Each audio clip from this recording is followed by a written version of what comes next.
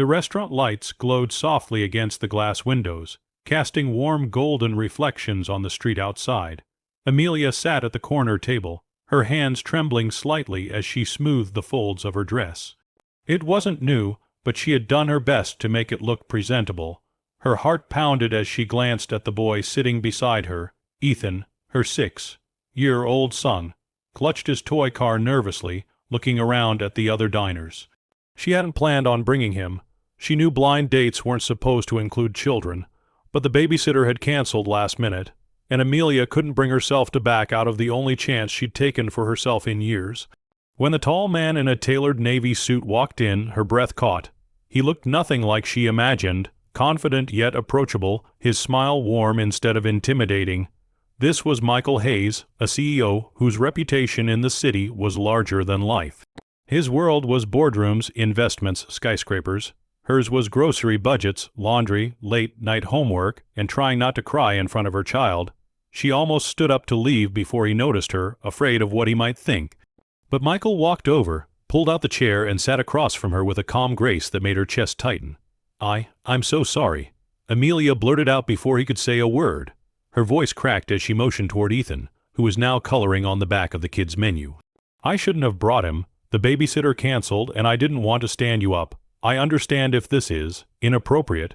Her cheeks burned with shame. She braced herself for the look of disappointment, the polite excuse, the inevitable rejection. Instead, Michael leaned forward, his smile widening as if she had just told him the best secret of the night. He looked at Ethan, then back at Amelia. "You don't need to apologize," he said gently. "I can accept you with as many children as you have."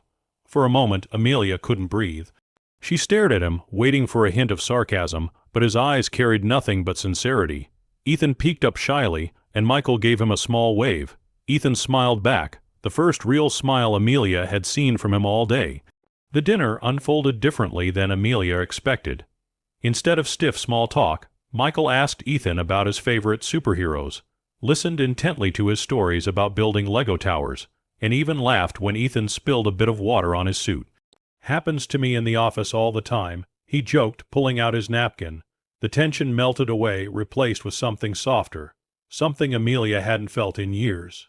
As the night went on, Amelia began to share pieces of her story, hesitant at first, then more freely as Michael's kindness made her feel safe. She told him how she had been raising Ethan alone since her ex-husband left before Ethan could even say his first word. She confessed the exhaustion, the fears, the loneliness of being both mother and father. She admitted that sometimes she felt invisible to the world, like no one really saw her beyond the role she carried. Michael listened without interruption, his eyes fixed on her like she was the only person in the room, and then he surprised her again. He shared about his own childhood, how he grew up with a single mom who worked double shifts just to keep food on the table. "She taught me more about strength than any business school ever could," he said softly. "When I look at you, Amelia, I see her same resilience." Her throat tightened. No one had ever spoken to her like that before, not in years. Not as a burden, not as someone barely holding things together, but as someone strong, valuable, worthy. Then something unexpected happened. Ethan, who had been quietly munching on fries, leaned over to Michael and whispered, "Will you be my friend?" Michael's eyes softened, and without missing a beat, he reached out his hand for a little handshake. "Of course, buddy, friends." It was such a simple moment, but Amelia's eyes filled with tears. She turned her face slightly so Ethan wouldn't see. For so long, she had carried the fear that no man would ever see her as more than baggage, that her son would scare away anyone who might care. But here was someone who didn't just tolerate Ethan, he welcomed him. The night didn't end with fireworks or a fairytale kiss. Instead, it ended with Michael kneeling down to Ethan's level and saying, "Take care of your mom for me, okay? She's pretty amazing." Ethan giggled, nodding fiercely. Amelia stood frozen, overwhelmed by a feeling she hadn't felt in years, hope. As Michael walked them out to their car, he held the door and looked at Amelia with a gentle steadiness that made her heart race. "You don't have to do this alone anymore," he said quietly, and in that moment, under the soft glow of the streetlights, Amelia realized something. Sometimes, kindness doesn't just change an evening, it changes the course of a life.